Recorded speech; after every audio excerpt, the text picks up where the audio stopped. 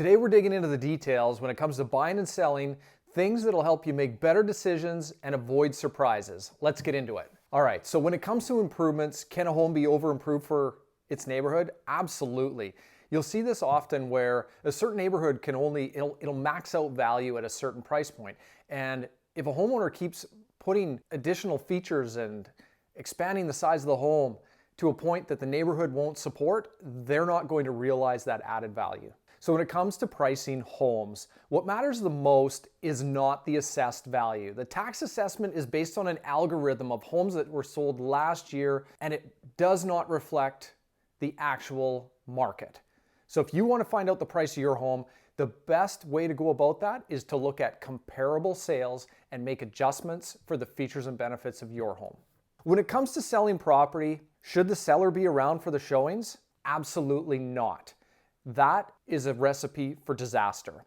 Sellers need to be out early and don't show up till the showing is well finished. Let the buyer's agent do the legwork and show the property to those buyers. When it comes to selling, some homes are going to get lots of showings and no offers. And why does that happen? Well, sometimes that property is super specific or the buyer pool is super specific. And if that's the case, don't be worried. But if it's a home that should be appealing to most buyers and those buyers that are looking and it's getting showings and no offers, that points typically to one thing, and that's price. The higher the price, the higher the expectation of the buyer, and if you're not meeting those expectations, then you're not going to see the results. When it comes to selling and preparing your property for sale, should you fix all those small items in your home or just leave those for the buyers? Especially when you think that they're little details. That's not going to affect the sale. Well, you'd be wrong. In most cases, those little unfinished details are the telltale signs of how well the entire property has been maintained. And buyers are using that to judge your home and decide whether they're interested, and if they are interested, at what price they're willing to pay.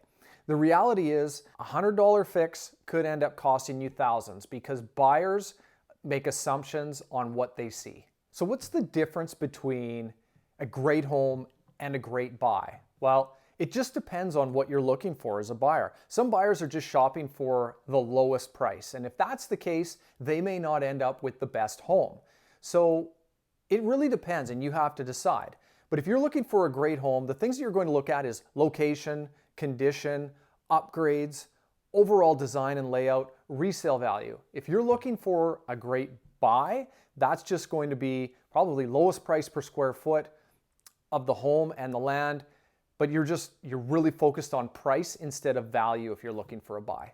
Are there cases when a lower offer actually ends up working out to your advantage and winning? Well, yeah, because the conditions and terms that are attached to that offer are sometimes as important or more important than the price.